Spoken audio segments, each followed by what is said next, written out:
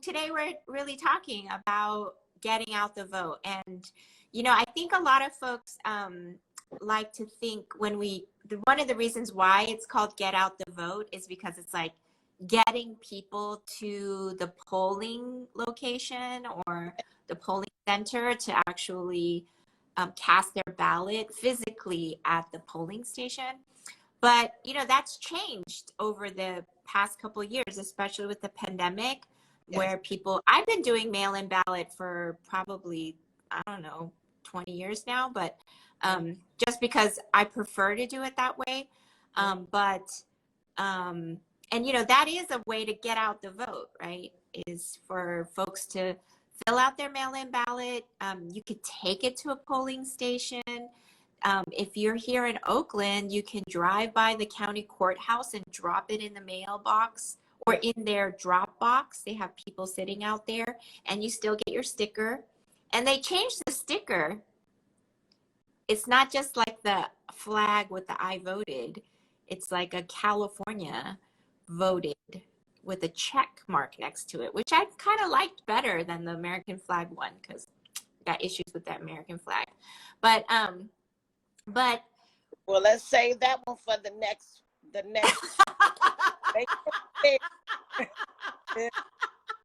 make sure I am welcome everyone. Welcome. Yes, welcome welcome to the conversation. But I wonder for you, Vernetta, could you talk a little bit about why voting is so important to you? So voting is important to me. For one, I am a mother, and for two, my mother was in a very strict religion that didn't allow voting to take place, and so it never was a topic of discussion in my household growing up at all. I just really got into voting as an adult, I will say, and just kind of glad that I am. It's never too late. Whenever you guys can get involved, please get involved. I wanted to do different with my family and make sure that my children are voting, knowing about voting. We do it as a family. We love all the stickers. Flag, I'll take it. I'm about that sticker, but I look forward to it every voting time. So it's just important. I would love for my children to be able to be informed, not later in life, early in life, unlike me. So just setting that new way of living in my household is very important. I have discussions with my sister. Of course, she was raised in the house with me. We don't really know we never knew too much about voting. I am right now the voting lady of the family. Responsibility, seriously, they all know it. I'm like, where your ballots? Bring them here. Let's go over them. I turn them in, because people have things to do. So I'm like, well, if you got something to do, give it to me. I got it. I'm turning them in for you all. So I've been doing this for the last few years, voting for my whole family, definitely, and supporting them in voting and how to vote. A lot of them are not in Oakland anymore, but for the ones that still are in Oakland, yes, I definitely want to make sure that our voices are heard and our demands are met. I really love that. The idea that Vernetta Woods in Deep East Oakland is the voting matriarch. Yes, I am. And I'll tell you what, and it's crazy because, okay, so I'm the baby of the family. And so I always look to my sister. I mean, she does everything. But when it comes to that voting, you're the one. You're the one. I love that. I love that you're making it a tradition with your kids and have brought it to the rest of your family because, I think for some folks, when we look at, even for myself, and I've said it here before, that when I think about voting, I don't really believe in the like representative democracy, you know? I think the system is really rigged and is set up in a way to, one, exclude, Black folks, exclude indigenous people, exclude people of color, exclude poor people. That the system really isn't made for us, right? It was made for like, white folks, and specifically white men, right? In this country. And so, but I have come to really understand that and look at voting as really important, especially locally, Yes. because those are the things that like directly impact my life, right? And impact our communities. Mm-hmm. And then when I came to Oakland Rising, I really started to have a different understanding about the electoral power and political power, and using the electoral system to build more people power. Right. Right. That it is a way to talk to people about issues in a way that like a grassroots organizing takes many years, right? And so I've come to like really appreciate electoral work because of that. So I'm wondering, because you've been doing that for a while now, and I wonder what's it like talking to people at the doors or talking to folks on the phones. And I think a lot of people, candidates and campaign consultants and like people who are in power, like to think that people in the flatlands don't care. They don't care because they don't vote. So I don't care about them. Right. And so I wonder, like, open the door for all of our people out here who are watching us, who are going to watch this later, Mm-hmm. who want to know about like, what does that really look like? And so, yeah, if you could share a little bit about like, what's it like to talk to voters daily? Like we talk, that's why it's called the daily team, y'all. Our daily team, our phone bankers and our canvassers, our outreach workers are called our daily team because they do it on the daily. So what does that mean for you? How does it look like? What do you hear when you talk to people or when the team talks to people? So you have your different folks, of course. I'm glad that you brought that up. That is a misconception that the flatlands are not aware and woke. We are aware, we are woke, we are voting, and we do know what we're voting on and what we're voting for. We just want to see the results now, which is not happening. Then we do have our folks who is, what you said, like, well, voting doesn't matter. My voice doesn't matter, which is how I thought a long, long time ago, but I know better now. And I just had a conversation with someone about this actually maybe 4 days ago. And very good friend of mine is on another social media platform. I won't say the name or anything or her name, but it was a real intense conversation, and I didn't want to interrupt her at all because I wanted her to express herself, right? I didn't want to be like, you need to vote, right? Because I wanted to hear her feelings, and her feelings was that her voice doesn't matter.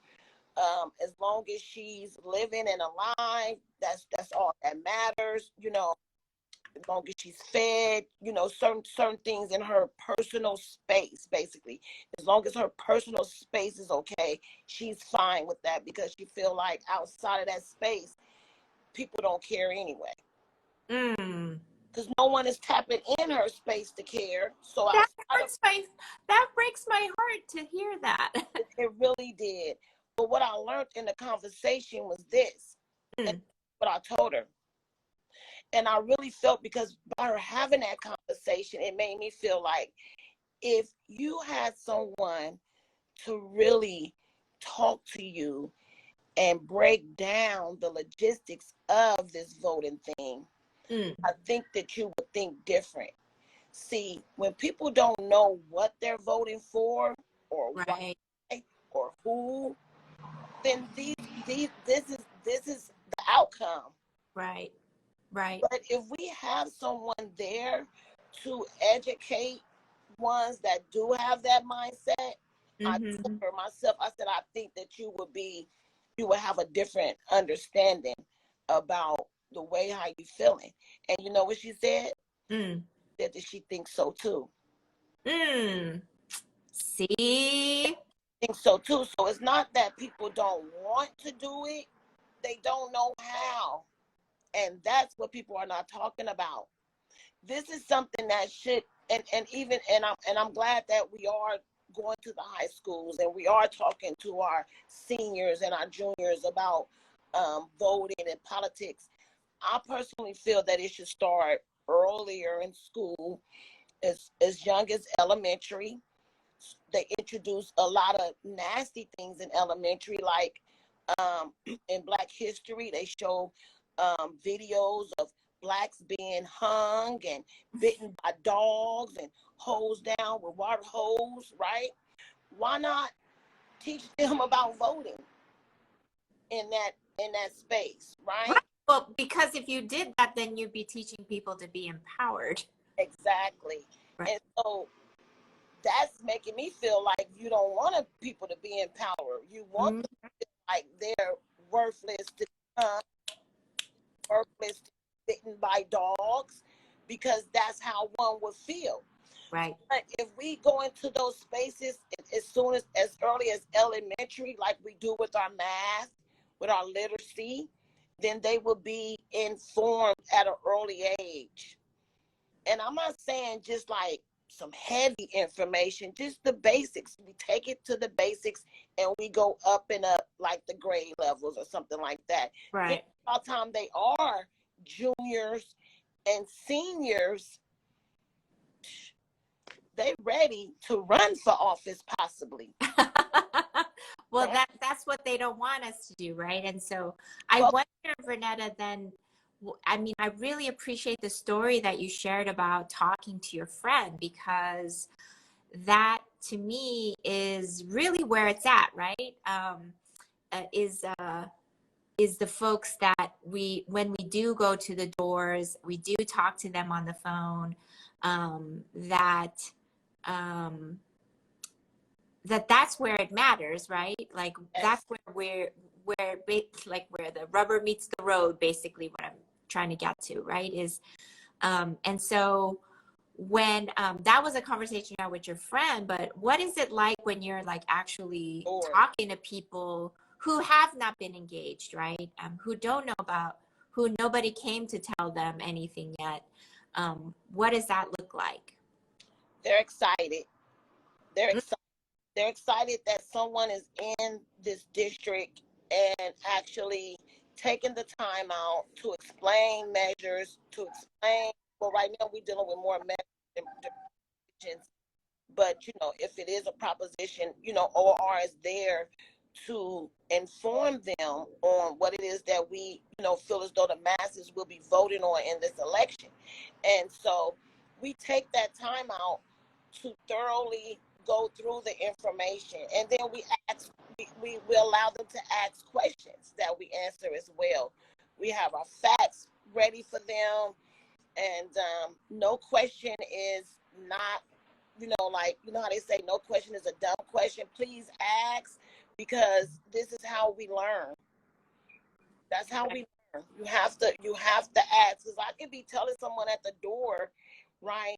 And sometimes we might not get everything out, right? And so if one is to ask a question that they not, really understanding, and that give us that extra moment to really give some more information.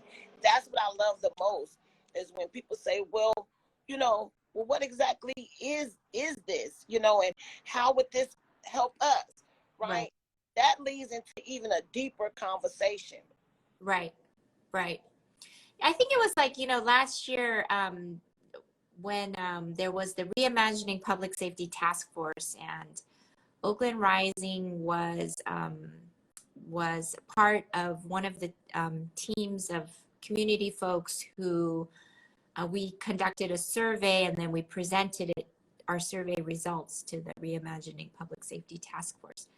And one of the people there who was really in opposition to sort of our Oakland Rising's participation in the Defund the Police Coalition, that was like, I don't know, Oakland Rising, why, who are you and everything. And I was like, well, if I had $350 million like the police do, like I will talk to every Oaklander, right? And because I know that if we have those like conversations with people, we could really hear from them about like what's going on for you, and we have this policy, or we have this thing that's happening that we want to tap you into, but we also want to tap you into this on this side, right? Like voting at the end of the day is not the solution.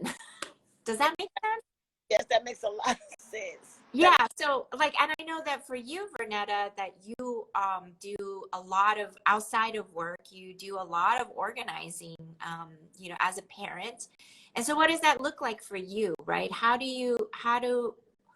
This is like the engaging with voters is like the first step, right? But what does it look like on the other side, that you got tapped in? You went from being in a home where your family didn't vote because of religion. And then now you do. And then that tapped you into something else, right? It kind of put a fire in you too, I think. And so like, can you share a little bit about what that meant for you?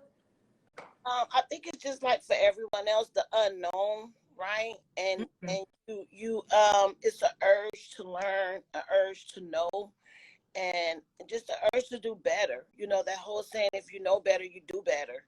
And so now I just feel like, since I know, I have to do better. And then it just stems around like our ancestors who lost so many lives, just to have the opportunity to vote. I feel like we can't let them down.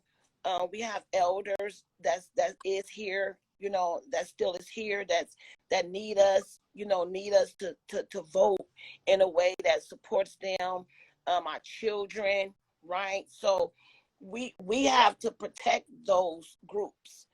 We have to protect those groups because they're not able to do it for themselves. Our elders have already paved that way for us, and now they need us to continue it.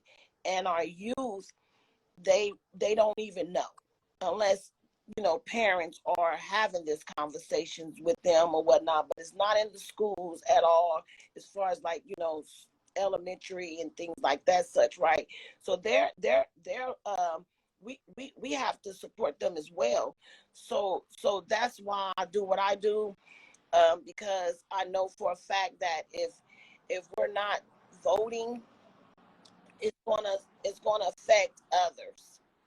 Not just it affects me too, but it affects others. And so I just don't have no more time to waste. I wasted a lot of time not voting, so I definitely will be voting until my last breath.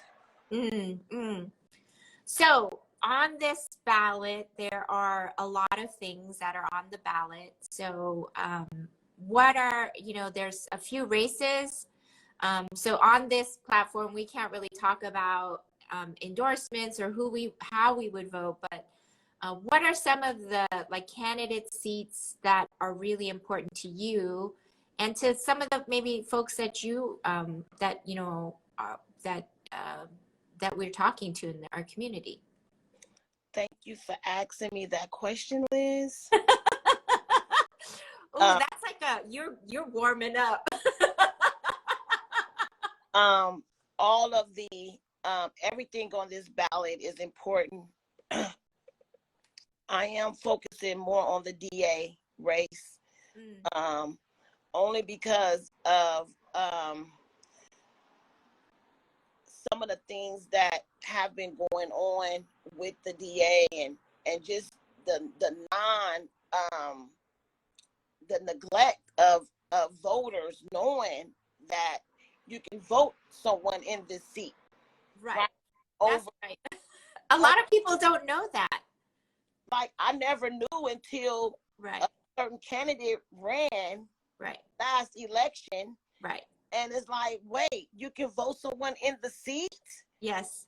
2018, right? And my understanding is that the seat had this we definitely can talk about because it's a past election, but like that Pamela Price ran in 2018 was the first like challenger to the incumbent for what, 50 years? 50, 70. What? And then it's been over 70 years since a voter. I thought it was 50. I think the years done went up on us, Liz. I think it done went up on us, girl. Bad. You know, that's just not right. You know, and so since that's not right, essentially the DA, the district attorney's office, and this is so for folks who may not know, the district attorney is the top prosecutor, and some people say top cop, but like the top prosecutor in the criminal justice system. Right. They are the ones who decide how much to charge somebody, a defendant, right? Somebody who's been arrested. They decide whether to press charges and what kind of charges and what kind of recommendations for incarceration or not to make. So this includes whether or not they will charge corporations for not paying their workers or for environmental injustice, you know, whether they will charge a cop or not, whether they will incarcerate your people because they are, you know, in possession of not marijuana now, but right. In the past, right? And so, or, you know, whether they'll tack on, for example, you know, maybe they got caught for petty theft, but right. They'll tack on gang enhancements. They'll say they were in a gang or they did it as part of a gang, and so on and so forth. They decide whether children should be prosecuted as adults, yes, for example. So, and we didn't know that we actually elect these people. And what about all the ones who's been in jail for false imprisonment? That's right. That's right. You know, that did all this time and that is doing time right now, and they're not even supposed to be in there doing time. Right. It's like, this has to change, and this is what's been going on. And so I'm so excited about this DA election, this 8th. Because the possibility for change is there, right? Yes. So history. Yeah. History going to be made on the 8th. And folks need to recognize and realize that you yourself can be a part of that history. You know, this is going to be in our history books of, you know, to come or whatnot, right? And so, you know, when we're not here, hopefully our children will be keeping these type of things up because they know better now. Right. It's time for change.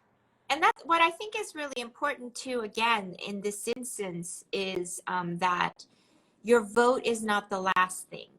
Your vote is actually the first thing, right? So vote and then pay attention to what's happening to the district attorney's race to the district attorney, whoever is there, right?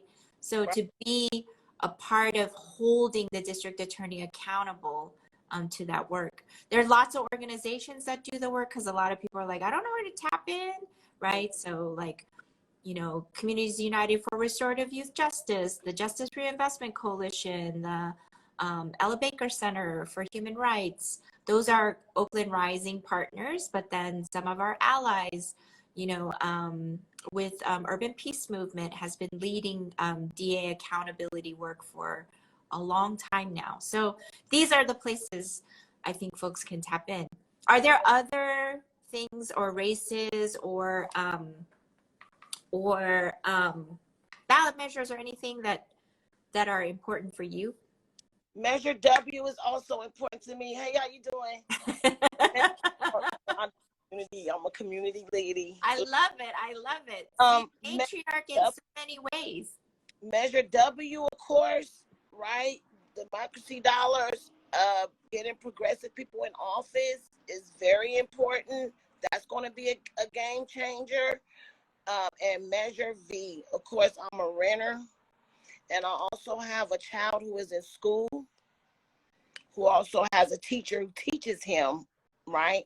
And so it's going to support people like me and my son's teacher and other teachers as well in Oakland, to just make sure that they're not being unhoused for just any old reasons, right? So, those are things that I'm looking forward to win as well.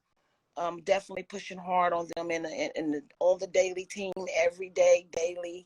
We're out in the streets. We're talking about Measure W, Measure V, and also Measure T, the business tax. We have a lot of small businesses here in Oakland, you guys, and it's really going to be a game changer for that as well. So they can stop um, taxing you guys at this flat rate, right?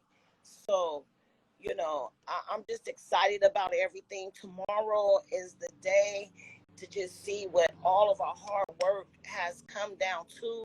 So that's the most important, the most exciting part about. It's almost over. Yeah. So I want to let folks know that you can still volunteer with Oakland Rising. You can, I'm sorry. You can still go, if you haven't voted yet with your mail-in ballot, you can still drop it off. You can send it in the mail, but it takes longer to count because it takes all that time to get through the mail system. Dropping it in a drop box is actually a really great opportunity. Like I said, if you just drive by the county courthouse, which is right by the lake on Fallon Street, they have tents set up. You can drop your thing there, get a sticker. That's how I did it the other day. There are also drop boxes all over Oakland. So those get picked up every day at the end of the night. And then within a few hours, you get notification that your ballot has been picked up and it is being counted. So you can see that as well. And that text or whatever serves the same purpose as, like, if you go to the ballot, to a ballot polling station and they give you a ticket that says you voted, right? So it's not just the sticker, but make sure you get that receipt saying that your vote has been counted. And that if you are not registered to vote, you can still register to vote. You can go to any polling location and register to vote there. You do not need an ID to do so. That is something that in the past they have used against people of color, specifically Black people, to prevent them from voting because they weren't allowed to have IDs. But, it's also a way to, people without an address might not have an ID. So Right. these are things that also encumber people from voting.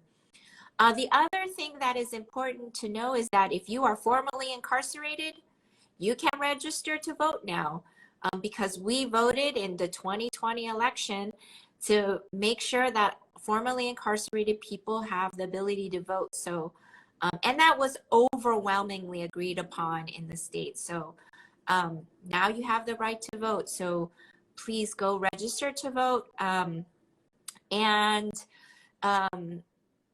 you can vote in Alameda County. You can go to any polling location in Alameda County. So you live in Oakland, but you work in Dublin, let's say, and you need to take time off. You, by California law, have up to 2 hours to take time off to go vote. It is the law. I wish it was all day, but it gives you an opportunity to go and vote. And so you can vote in any Alameda County location.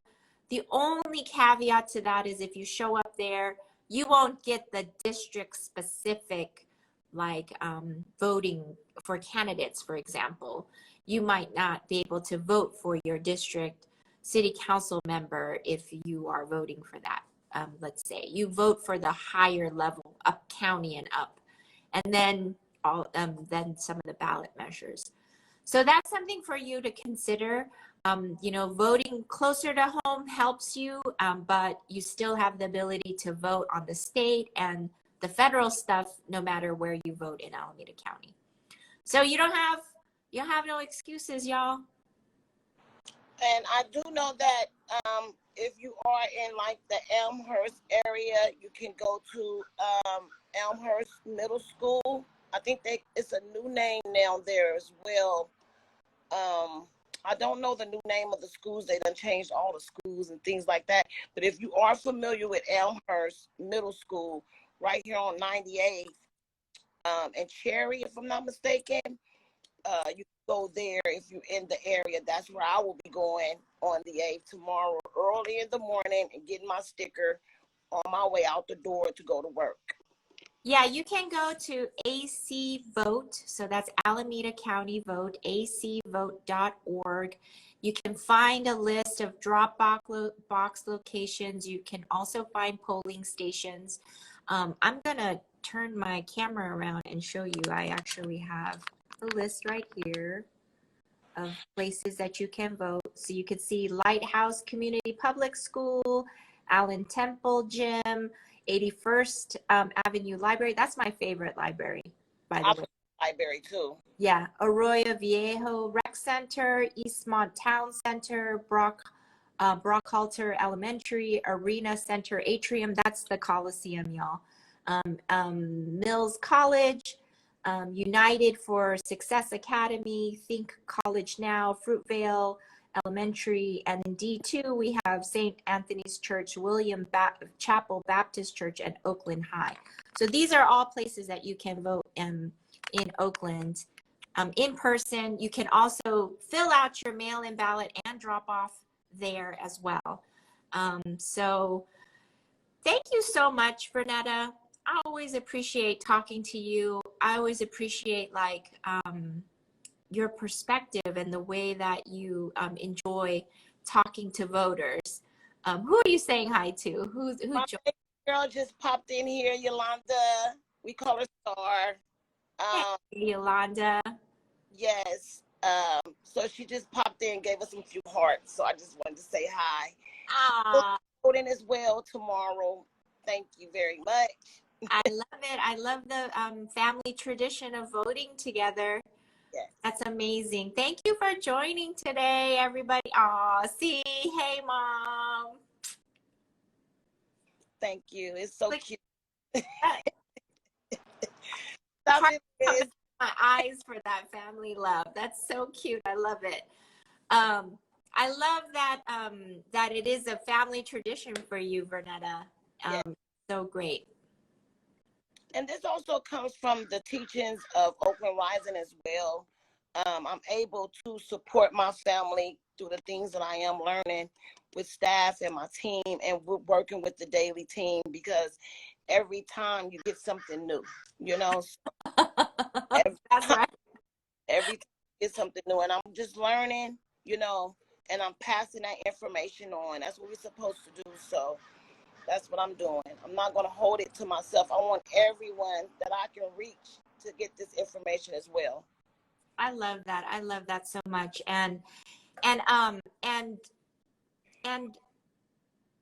I think what's really important is for folks to just continue to follow along, right? Like if you are here and you have not followed along or not signed up for our newsletter, our e-blast that we send out, sign up at oaklandrising.org. You can also see our ballot measure voter guide there at oaklandrising.org/voter guide, I think 22. Either way, if you go to the front page, it's there. You can also donate if you are inclined to do so. We would love to have your support so that we can continue to have our daily team members go out and talk to folks about things that are important. After this election, we're going to be talking about the budget, the city budget and the Alameda County budget. So we'll be working and talking to community members about like what's important to you all that you want to see funded in Oakland, and what do we need to get us there. So So thank you, Vernetta.